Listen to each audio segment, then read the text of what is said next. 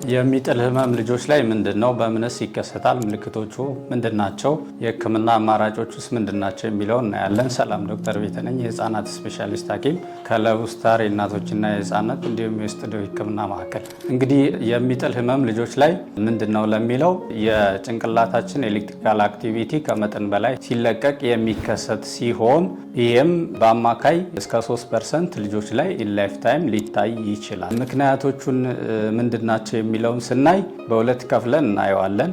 አንደኛው ፕሮቮክድ ሲዠር የምንለው፣ ሁለተኛው ደግሞ አንፕሮቮክድ። ፕሮቮክድ ሲዠር ስንል የሚቀሰቅስ ምክንያት ያላቸው ማለት ነው። እነሱም ለምሳሌ የጭንቅላት ኢንፌክሽን፣ የጭንቅላት እጢ፣ ስትሮክ፣ ሌላ ደግሞ ሜታቦሊክ ዲዚዝ የምንላቸው እና የመሳሰሉት ሲሆኑ አንፕሮቮክድ የምንለው በአብዛኛው ምክንያቱ የማይታወቅ ሌላ ደግሞ ማይነር የሆኑ ስትራክቸራል አብኖርማሊቲ ወይም የጭንቅላት ችግር ሲኖር በቤተሰብ ሊመጣ ይችላል፣ በጄኔቲክስም ሊመጣ ይችላል። ስለዚህ ምክንያቶቹ ዋና ዋናዎቹ እነዚህ ናቸው።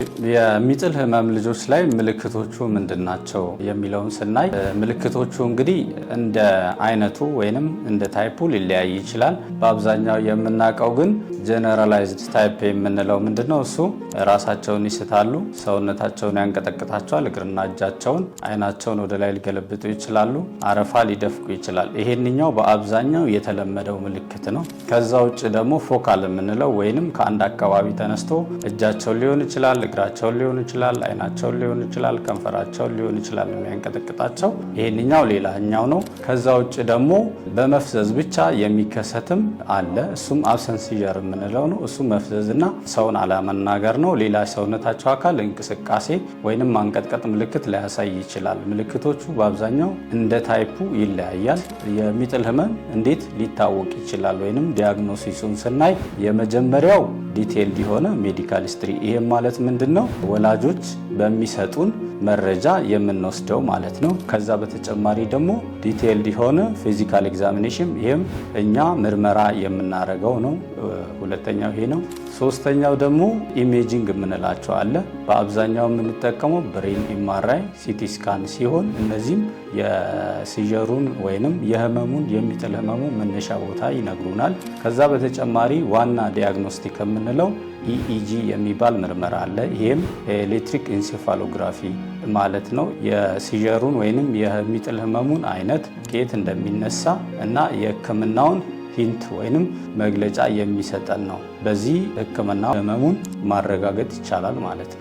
የሚጥል ህመም የህክምና አማራጮቹ ምን ምንድን ናቸው የሚለውን ስናይ አንደኛ ላይ የተቀመጠው እንግዲህ መድኃኒቶች ናቸው ወይም አንቲኤፒሌፕቲክ ድራግስ የምንላቸው ነው። ይህም በአብዛኛው 70 የሚያህለው በዚህ መድኃኒት ልንቆጣጠረው እንችላለን። ሁለተኛ ላይ የምናየው ሰርጂካል ኦፕሽን ነው። ይህም በሰርጀሪ ማለት ነው።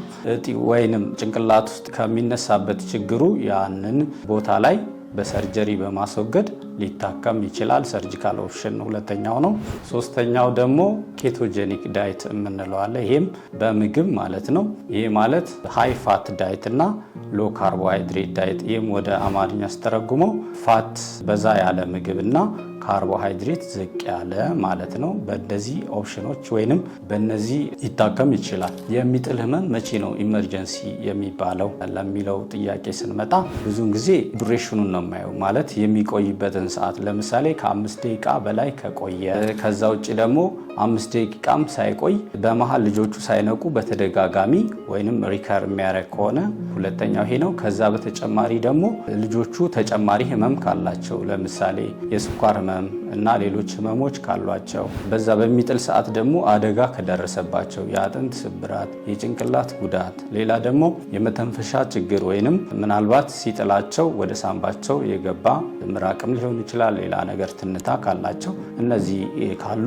የሚጥል ህመም ኢመርጀንሲ ሊባል ይችላል ማለት። እሺ፣ ሌላኛው ጥያቄ ደግሞ እንግዲህ ወላጆች ልጆቻቸው የሚጥል ህመም ሲያጋጥማቸው በቤት ውስጥ ምን ማድረግ አለባቸው የሚለው ጥያቄ ሊነሳ ይችላል። ይህም እንግዲህ የመጀመሪያው ወላጆች ማድረግ ያለባቸው ሳይፈሩ መረጋጋት ወይንም ካልመ መሆን ያስፈልጋል። አንደኛው ይሄ ነው።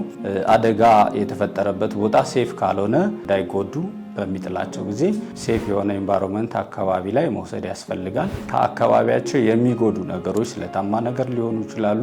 እነሱ ካሉ እነሱን ማንሳት። ከዛ ደግሞ ኢመርጀንሲ ለምሳሌ ከ5 ደቂቃ በላይ የሚሆን ከሆነ አምቡላንስ ጠርቶ ወደ ሕክምና ቦታ መውሰድ ያስፈልጋል። ሌላኛው የወላጆች ጥያቄ የሚሆነው እነዚህ የሚጥል ህመም ያለባቸው ልጆች ትምህርት መማር ይችላሉ ወይ፣ ጨዋታ መጫወት ይችላሉ የሚለው ጥያቄ ሊነሳ ይችላል። ይሄ በትክክለኛ ሁሉንም ነገር ማድረግ ይችላል። ይሄ ምንድነው ሕክምናው ማድረግ ወይንም የሚጥል ህመሙን መቆጣጠር ያስፈልጋል። ከዛ ውጭ ግን እንደ ማንኛውም ልጅ መማር ይችላሉ፣ እንደ ማንኛውም ልጅ መጫወት ይችላሉ። ከዛ ውጭ ግን ጥንቃቄ የሚያስፈልጉ መጫወቻዎች ወይንም የስፖርት አክቲቪቲዎች አሉ። እነሱ ምንድናቸው? ግጭት የሚፈጥሩ ለምሳሌ የእግር ኳስ፣ የባስኬት ኳስ ግጭት ስለሚፈጥሩ ጥንቃቄ ሊያስፈልግ ይችላል። ከዛም በተጨማሪ ዋናም ሲዋኙ ላይፍ ጋርድ ያለበት ቦታ መሆን አለበት። እነዚህን ጥንቃቄ ማድረግ ያስፈልጋል እንጂ ማንኛውም የስፖርት አክቲቪቲ ማድረግ ይችላል። ስለዚህ ወላጆች ማንኛውም የሚጥል ህመም ልጆቻቸው ካላቸው ወደ ሕክምና ቦታ ወስደው ማሳከም ይችላሉ። ተጨማሪ መረጃም ለቡስታረን ይጎብኙ።